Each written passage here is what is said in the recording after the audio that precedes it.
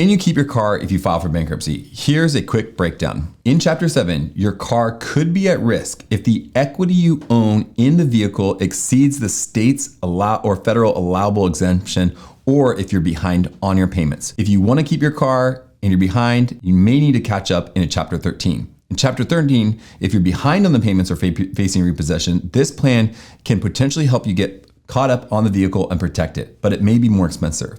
You may consider whether it's better to catch up on the payments or turn the vehicle in and discharge the remaining balance.